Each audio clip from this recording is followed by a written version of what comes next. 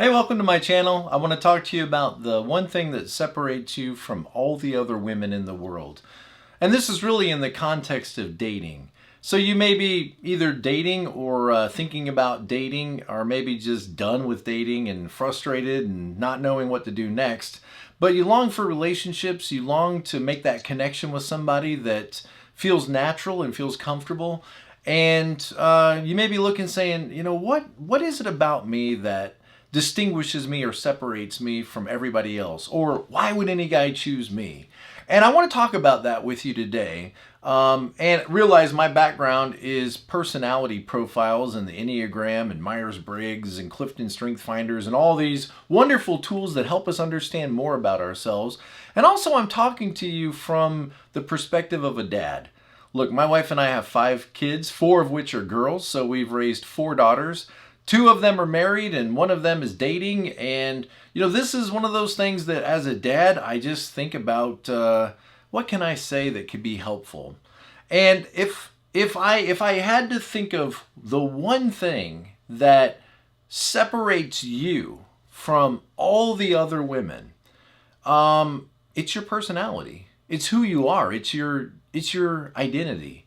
And we need to think about what that means and understand what that means and understand how that helps you connect with some people and may make you very frustrated with other people. Realize you don't want to be attractive to everybody. You're not going to be attractive to everybody.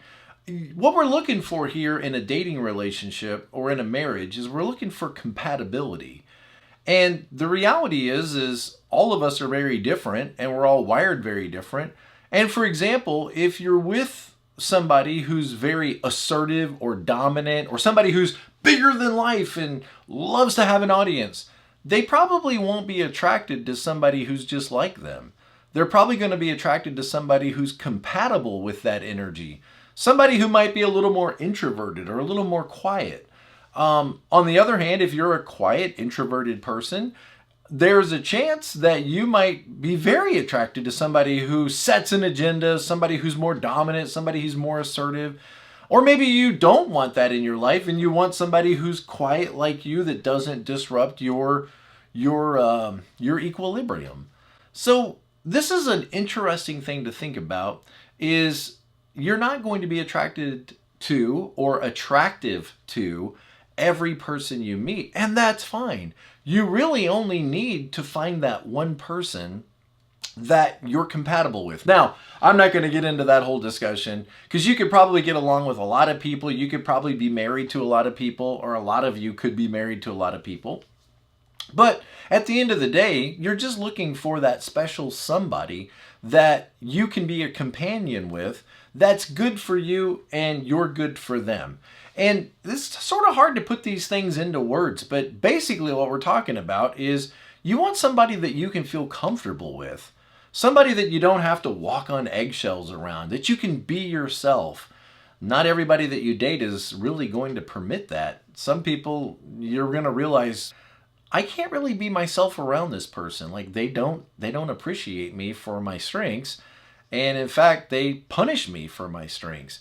And that's not somebody that you can probably do a long-term relationship with. Or if you can, it's going to take a lot of adjusting and a lot of boundaries and it's going to be very uncomfortable. You're looking for somebody that you can be yourself with. Well, who is yourself? And see, that's where we get back to this issue of personality. Who is yourself?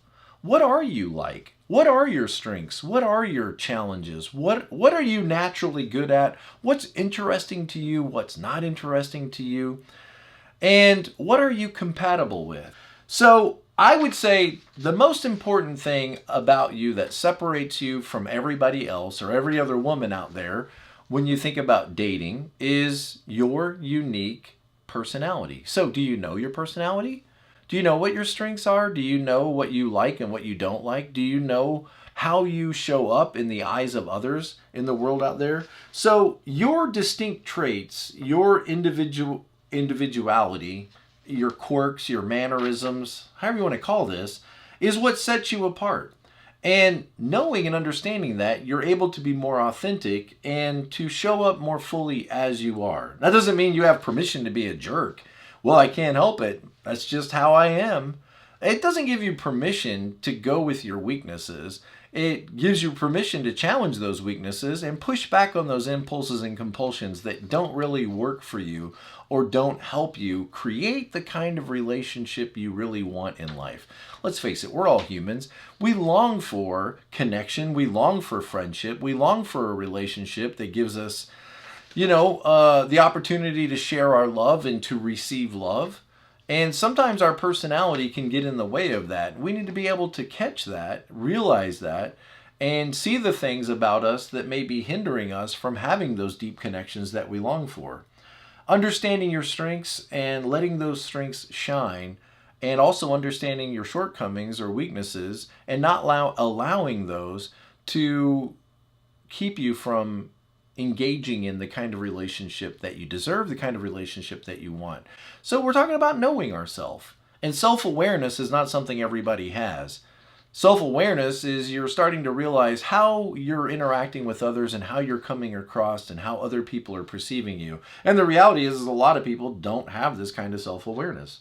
Understanding what you want in a partner and understanding what you bring to the table in a relationship. Reflecting on your goals, your experiences, your past trauma, your religious beliefs, your political beliefs, all of these things, shape and create the kind of person that you are and what you might want or look for in a potential partner. And I don't think it's wrong for you to set high standards and to maintain those high standards, to set boundaries and decide, I'm not going to settle for less.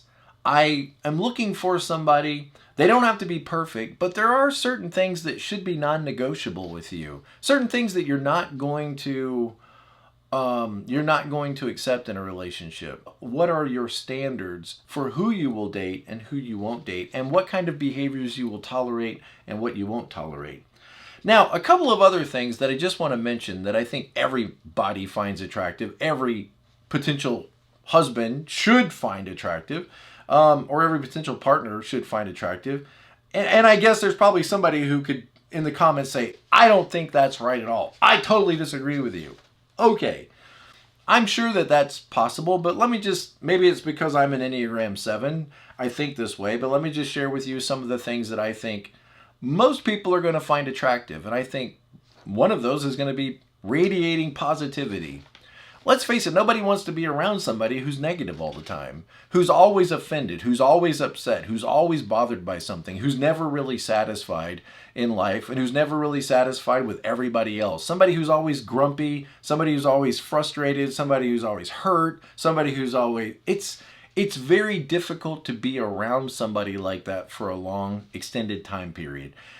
Anybody's going to get exhausted with that. And if you're that kind of person, then face that and say, wow, I really need to work on my positive mental attitude. I really need to work on my positive mindset.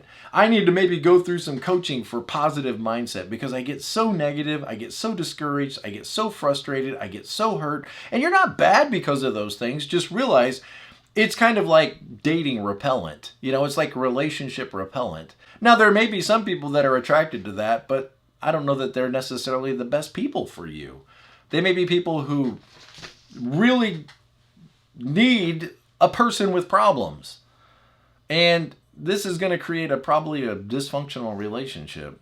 So I would say, what can we do to be more positive? And let's start the day with gratitude. Let's start the day thanking God for at least a couple of things. Let's try to get our mindset to shift into what is right in the world instead of always what is wrong, what is always, insufficient or inadequate, or what could have been done better. I think another thing that all of us should consider if we want it to be more attractive is be nice. Just be nice. This is not rocket science. You don't have to watch 100 million videos to figure this out. Be kind. Treat other people the way you want to be treated. You attract more flies with honey than with vinegar. Now, again, you may attract a certain kind of person who's like a magnet to when you're toxic and poison. You may attract a certain kind of person that wants to enable that or needs to have chaos around them. But when we're talking about a real healthy, loving relationship, be a healthy, loving person. Be that person yourself. Try to become more like the person you would want to date, more like the person you would want to be with. Try to be thoughtful. Try to be caring. Try to, resist the temptation to just isolate yourself into your phone and make yourself talk to people and say, "Hey, how are you doing? How was your vacation? I'm going to try to remember some things about you." And take the time to be warm, friendly. You say, "Well, I'm just not like that." Okay, I understand that. It may not come naturally to you. But in terms of relational value, in terms of bringing something to the relationship, you got to love people. You got to care about people. You don't have to love and care about every person, but there needs to be some people that you start to open up with and you start to share and you start to take an interest in. And, for example, listen. It can be so hard sometimes to listen to people because we got so much to say. Look, I'm the worst at this. I've always got something to say, but I got to make myself focus in, look them in the eye, listen to them, and then maybe repeat back what they've said and ask them how they're feeling about it. And all of those things demonstrate something that our culture has a hard time demonstrating: care and concern and love. It's really hard to love people. We talk about love. We write books and songs and movies about love, but actually loving people takes work. It takes determination. It takes us pushing back against our own selfish motives. Because really, if you're a selfish person, you're never going to end up putting yourself first. You say, "What do you mean by that?" Well, what I mean is, if you're truly a selfish person looking out for your best interest, then you're going to do what it takes to build loving relationships, because the only way you're ever really going to be content and happy in this life or have any chance at it is by putting other people first, loving them and building healthy families, healthy relationships. And and the thing is, the sad thing is you could do all of those things right and still run into all kinds of catastrophes in your relationship. So I don't know that there are any 100% guarantees to having a fulfilled and exciting relationship, but there's certainly some ways to destroy that in your life. There's certainly some things that you can do that are almost guaranteed to ruin any chance of that. But even if we did everything right, so much of it is out of our control. What we can control, we should control, but what we can't control, we have to learn to accept.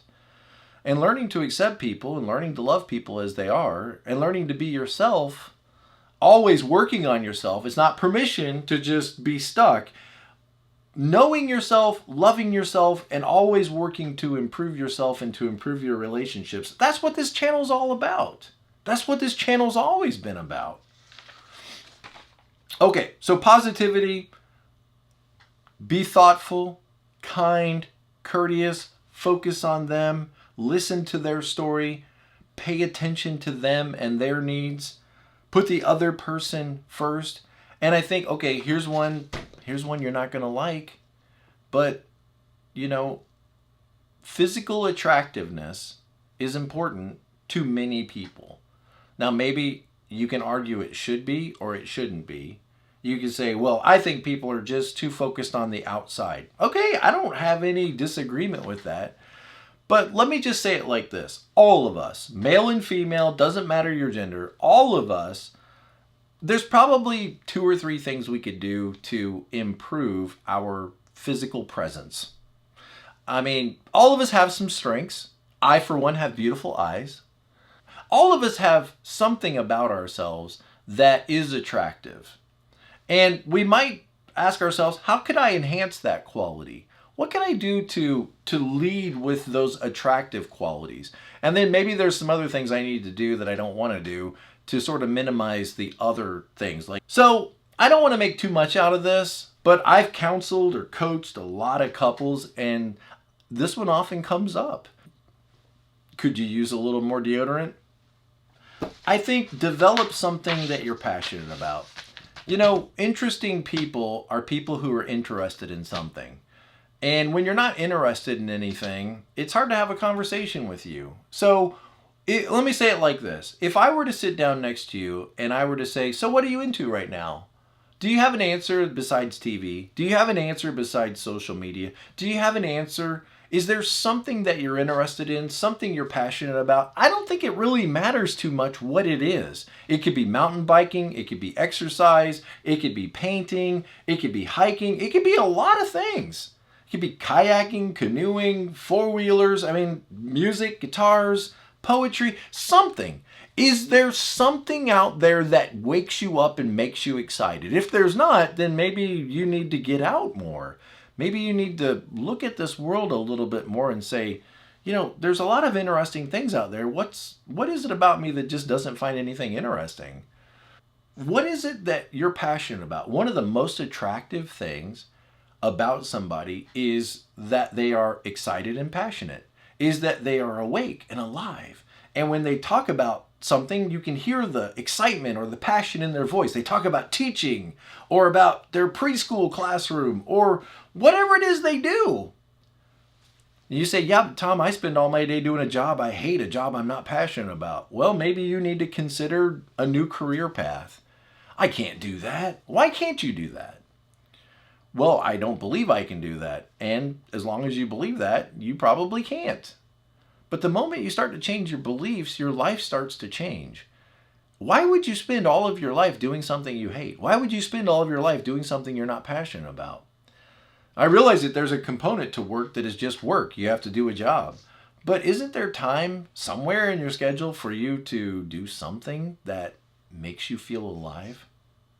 We could probably go on all day long with all kinds of things that would make us more attractive to people. But realize, you don't want to be attractive to everybody. You just want to find that special somebody that you fit with. That person that,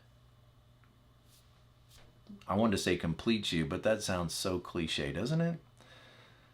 Nobody really completes us, and nobody can meet all of our needs. But we want to find somebody who at least knows your needs and cares about your needs. And somebody that will love you for who you are, even if you're loud and obnoxious at times, or even if you're quiet and introverted at times. Somebody that doesn't try to change you, but tries to help you grow and improve to be the best version of yourself. And somebody that will allow you to grow with them. Thank you guys. I'll see you next time. As always, be present to life.